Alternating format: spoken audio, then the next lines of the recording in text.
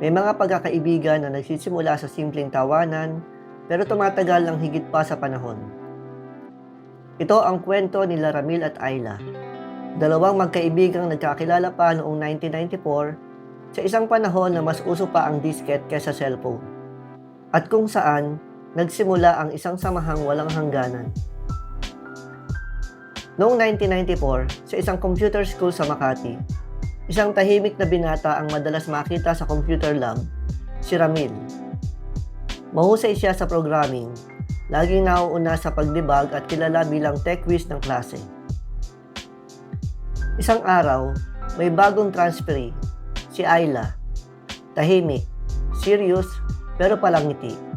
At sa subject ni Mr. Santos, nag-announce siya ng major project. Ramil at Ayla, kayo ang mag-partner. Galingan nyo, malaking bahagi yan ng grade nyo. Nagkatinginan sila. Si Ayla medyo kinakabahan. Si Ramil ngumiti lang. Don't worry, kaya natin to. Magtutulungan tayo, ang sabi ni Ramil. Salamat ha. Di ako ganun kagaling sa computer, pero susubukan to. Simula noon, madalas silang magkasama sa lab. Si Ramil nagtuturo, si Ayla naman nagtatype ng code habang nakikinig sa kanya. Madalas silang biruin ng kaklase nilang si Tess at ng barkadang si Bong na laging may punchline. Uy Ramil, baka naman tutor-tutor lang sa umpisa, pero may bonus na feeling na sa dulo. Oo nga pare, baka yan na ang project mo sa puso. Loko ka talaga, project lang to, walang halong bug sa feelings. At sabay silang nagtawanan. Sa bawat tawanan at tulungan sa klase, unti-unti silang naging magkaibigan. Yung tipong alam mo agad kung kailan pagod yung isa at kung kailan kailangan ng encouragement. Lumipas ang mga buwan, dumating ang final defense.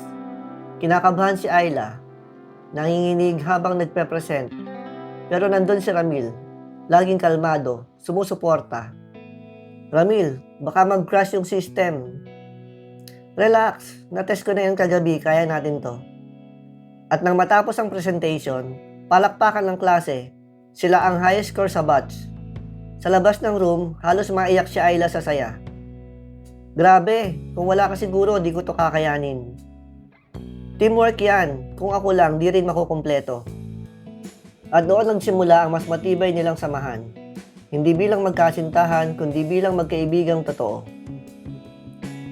Pagkatapos ng graduation, si Ramil ay tinanggap sa isang software company bilang programmer. Si Ayla naman sa isang admin position sa Ortigas. Madalas pa rin silang mag-chat sa mga lumang Nokia phones. Nagpapasahan ng jokes at kwento ng trabaho.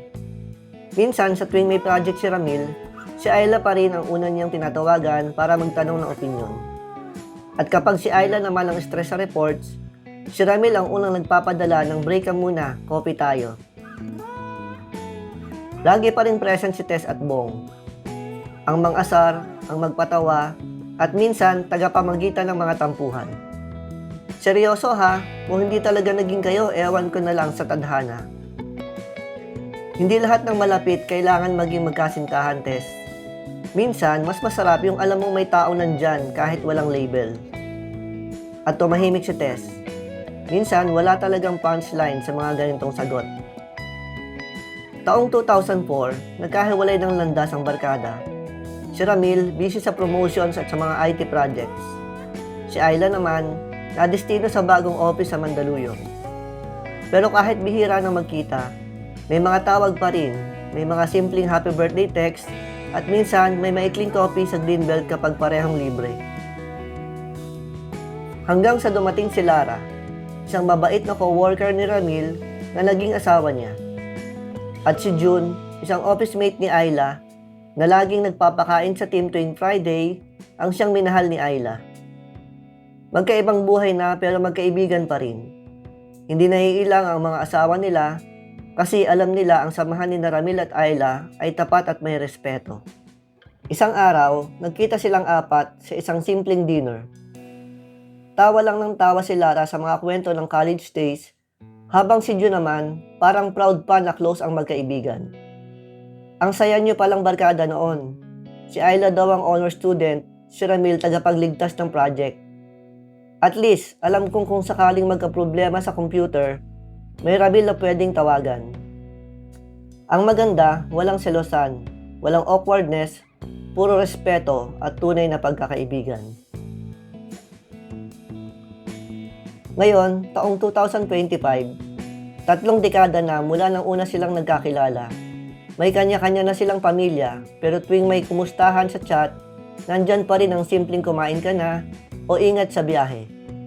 Sa bawat tawanan at pagbabalik tanaw, parang laging buhay yung mga araw sa college, sa mga coding nights, group projects, at walang katapusang asaran ni Tess at Bong.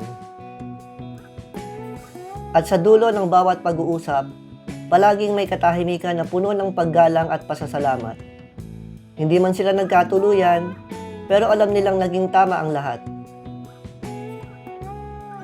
May mga tao talagang dumarating sa buhay natin, hindi para baguhin tayo, kundi para ipaalala kung gaano kaganda ang maging totoo.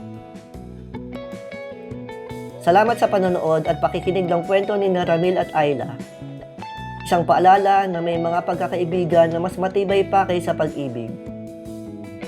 Dito sa Jerolan TV, bawat kwento ay inspirasyon at bawat inspirasyon ay may puso.